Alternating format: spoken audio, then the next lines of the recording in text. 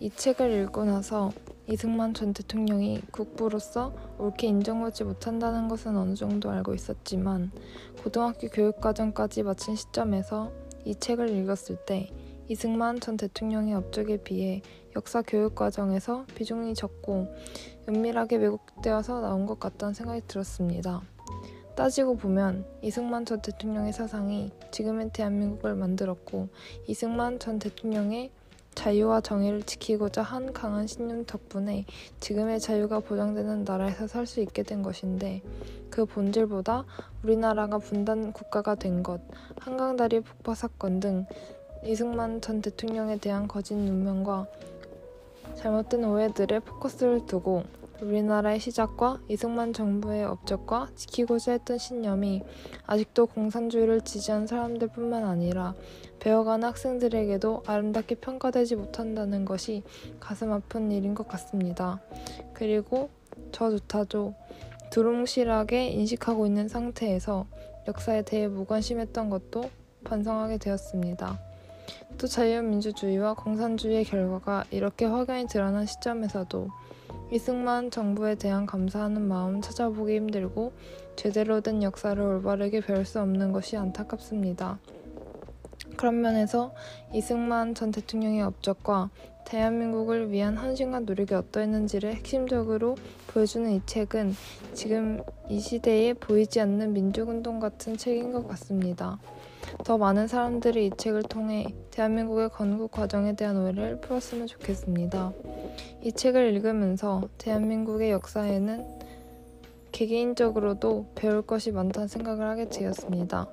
조선 문화에 익숙한 백성들이 서구적인 문화를 처음 접했을 때 새로운 문화에 대한 거부감, 두려움이 따랐습니다. 게다가 그 문화를 반대하는 세력도 강하게 있었기 때문에 쉽지 않은 과정이었습니다.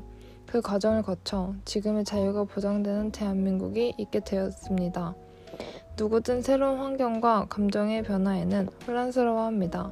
하지만 무능하고 무력했던 조선처럼 다시 침략당하지 않으려면 새로운 변화가 필요했던 것입니다.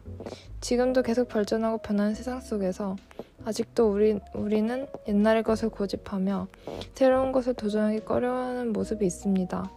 그럴 때마다 시작은 어려웠지만 자유와 정의를 되찾은 지금의 우리나라의 건국 과정을 떠올리면 좋겠습니다. 나 역시도 새로운 도전이나 변하는 것에 대한 두려움이 있습니다. 성인이 되니 그 변하는 정도도 함께 커지다 보니 더 두려움이 생긴 것 같습니다. 문제가 생기거나 하려는 일이 막힐 때는 다 그럴 만한 이유가 있습니다. 그럴 때마다 이승만 대통령처럼 나에게 필요한 변화가 무엇일까를 늘 하나님과 교제하며 살아가는 제가 되었으면 좋겠습니다. 이 책을 읽기 전까지는 과거보다는 현재가 중요하다고 생각을 했고 나의 인생과는 조금 먼 얘기라고 생각을 했습니다. 그래서 역사의 중요성을 인지하지 못했었는데 현재 우리나라의 자유와 정의는 이승만 전 대통령의 강한 의지와 그를 비롯한 많은 사람들의 희생과 노력 끝에 얻어진 결과라는 것을 깨달았고 또 같은 실수가 반복되지 않기 위해서는 자유민주주의를 위해 헌신하고 노력하신 분들에 대한 감사와 현재 공산주의 사상과의 충돌에 대한 경각심이 필요한 것 같습니다.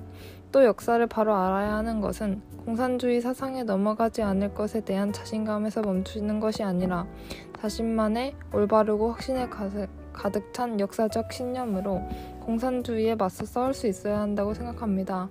투표를 할 때나 동료들 간의 대화 속에서 자신만의 올바른 신념을 갖고 역사에 대한 사실을 올바르게 설명할 수 있는 것, 그것이 지금 우리가 할 수 있는 민족운동이라는 생각이 들었습니다.